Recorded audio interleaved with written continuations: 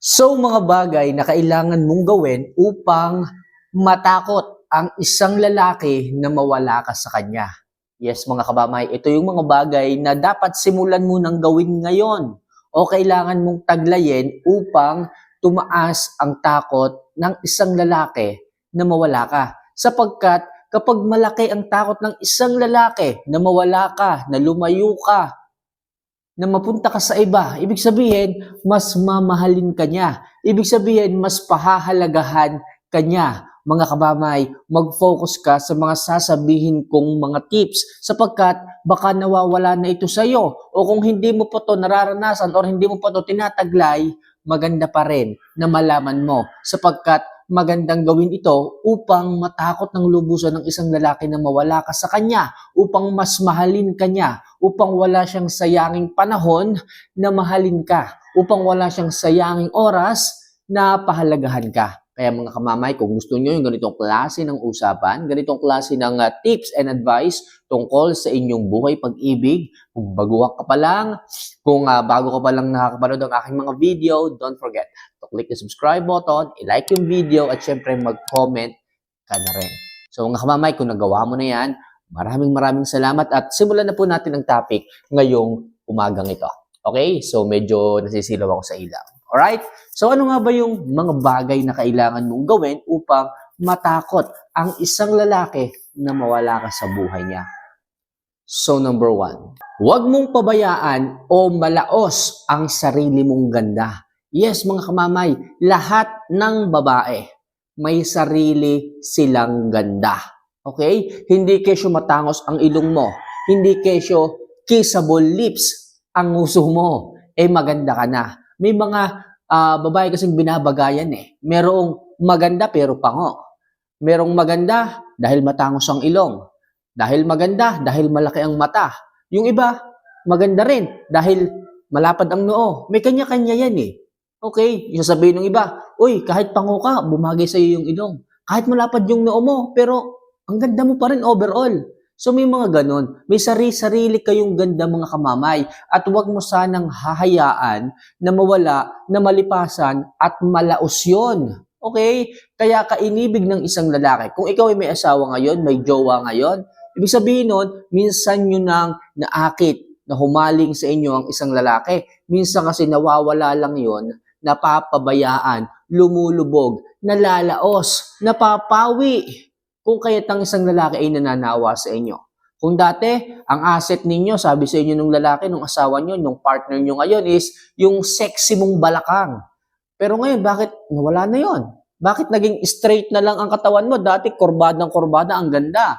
So mga kamamay, ibalik nyo po yon. Huwag nyong hayaang malaos. Nasa inyo ng katawan yan, aalagaan nyo lang, ibabalik nyo lang, i-enhance, lilinangin nyo lang yan. Diba? Ang problema kasi sa mga babae nga, tatamad na Dati-rati, sabihin ng mga babae, ganun talaga yung katawan ko dating kamamay. Kahit kumakain ako ng madami, hindi talaga ako tumataba. Ganun talaga ang katawan ko, sexy. Ngayon, nung nagkaanak ka, anong nangyari sa katawan mo? Coke Zero yung boteng ganun, Coke in can. So please mga kamamay, sana maliwanagan kayo na dapat hindi nyo po nilalaos ang sarili nyong ganda upang matakot ang isang lalaki. Sapagkat mga visual creature ang mga lalaki. Kung sinong makita niyang sexy, maganda, kakit-akit sa kanyang mga mata, dun siya susunod, dun siya titingin, dun siya mapapalingon. Kaya mga kamamay, ako nagsasabi sa inyo, huwag niyong hayaan, pabayaan at malaos ang sarili nyong ganda upang matakot ang isang lalaki na mawala kayo sa kanilang buhay. So malinaw tayo dyan, okay? So next, huwag mong hayaang maging martir ka sa kanya. Yes, mga kamamay. Ito po kasi yung nagpapababa ng value ninyo pagdating sa isang lalaki, pagdating sa inyong relasyon. Kapag lahat na lang ng bagay, hinayaan nyo ng hinayaan. Kapag lahat ng bagay, okay lang ng okay sa inyo. Yung tipong kahit hindi okay sa damdamin mo, yung tipong kahit labag na sa kalooban mo, yung tipong hindi mo namang gusto yung kanyang gagawin pero wala kang nagawa kundi pumayag na lang. Minsan kasi, kailangan nyo rin itaas ang inyong pride. Kailangan kasi, minsan, kung kailangan nyo humindi kayo, wag laging oo ng oo sapagkat sa lahat ng inyong desisyon o sa lahat ng desisyon ng isang lalaki kapag tinanong kayo at oo lang kayo ng oo, wag lang kayong mapahiya, mapagbigyan lang siya dahil mahal nyo, bababa ang value sa inyo. ng pagtingin ng isang lalaki o bababa ang value nyo pagdating sa isang lalaki. Bakit? Kasi nawawala na ng valid yung inyong desisyon. Kasi sumasabay lang kayo sa agos eh. Sumasabay lang kayo sa kung anong gusto niya. Pero kung nakikita ng isang lalaki na meron ka ding pag-no o pag-hindi sa mga desisyon niya, kung alam mong mali, kung alam mong hindi tama, ang isang lalaki ay hindi lalaki ang ego. Hindi tataas ng sobra ang pride. Kasi baka mamaya, sabihin ng lalaki ganito, gagawin ko na tong isang desisyon na to kahit hindi siya sigurado. Kasi nga, alam niya na oo ka rin. Kasi nga, hindi ka humihindi. Kaya minsan, binabypass ka na niya. Nawawala ng respeto, kaya ang isang lalaki ay hindi natatakot na gumawa ng pagkakamali dahil nga, martir ka sa kanya. Gusto mo lagi siyang mapagbigyan. Kahit hindi ka na okay, gusto mo, umuo pa rin. Mahirap din po. Kung magiging martir kayo, nakagawa siya ng kasalanan, nagkasala siya sa iyo, pinapatawad niyo pa rin, pinapatawad masyado kasi kayong malambot. Pagka ganun, may imbalido po ang inyong halaga pagdating sa inyong relasyon. At magiging dahilan pa yun ng mga lalaki kung bakit sila nakagawa ng kasalanan. Sabihin ng mga yan, kasi hindi mo ko pinigilan. Kasi sabi mo oo. Kasi sumang-ayon ka sa akin.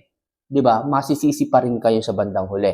Kaya, ang payo ko sa inyo, kung alam nyo hindi okay sa inyong kalooban, alam nyo hindi okay yung kanyang desisyon, may mga masasagasaan, may mga masasaktan, lalo ka na, kailangan nyo rin humindi. Huwag kang maging martir pagdating sa kanya para lamang ngumiti, para lamang mapagbigyan, para lang hindi siya magtampo.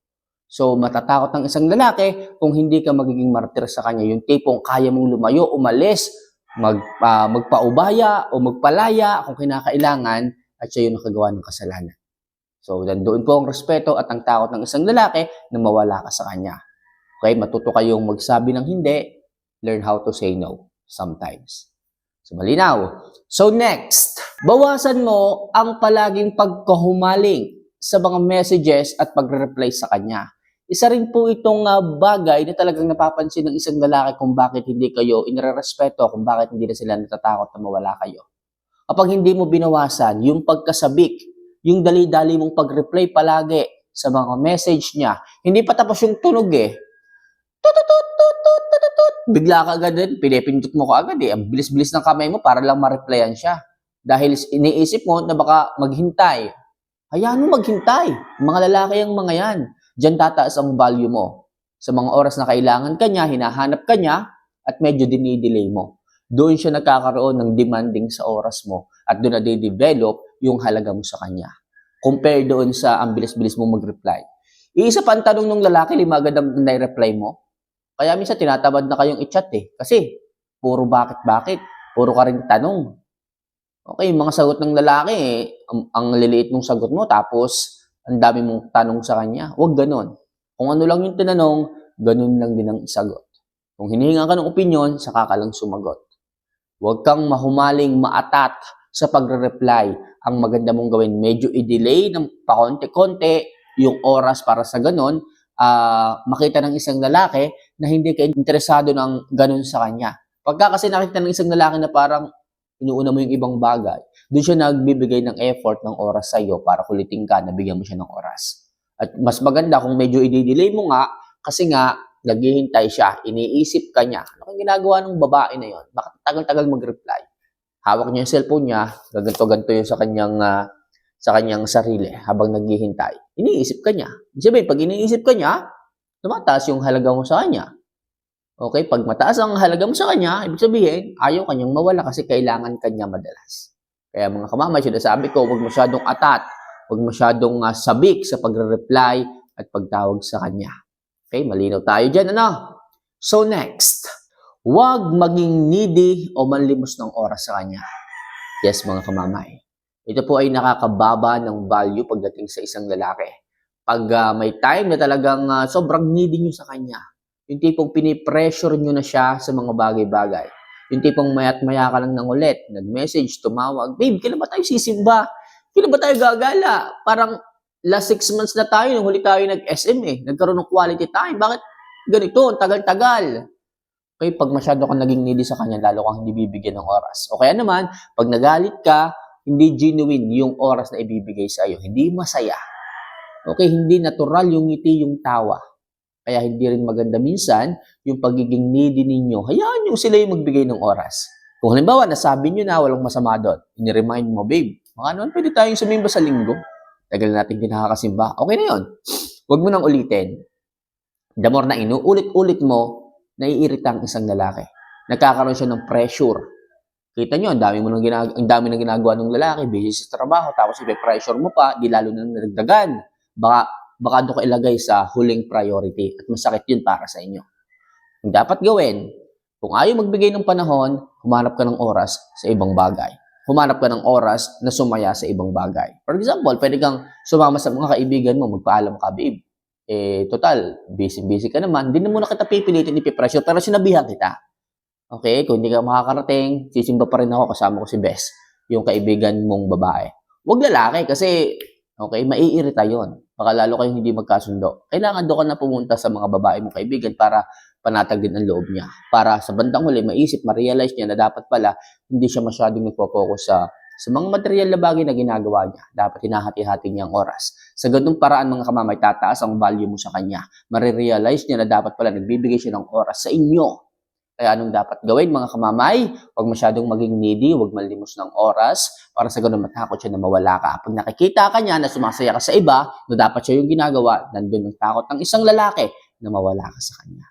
So yun lang muna sa ngayon, mga kamamay, mga bagay na kailangan niyo pong gawin upang ang isang lalaki ay matakot na mawala ka sa kanyang buhay. Gawin niyo lang po yan slowly para sa ganun makita niyo rin po ang resulta slowly sa inyong relasyon. Tataas ang halaga mo, matatakot na mawala ka sa buhay niya. So mga kamamay, maraming salamat and thank you sa mga tumapos ng video. See you for our next vlog. Mahal ko po kayo. Paalam.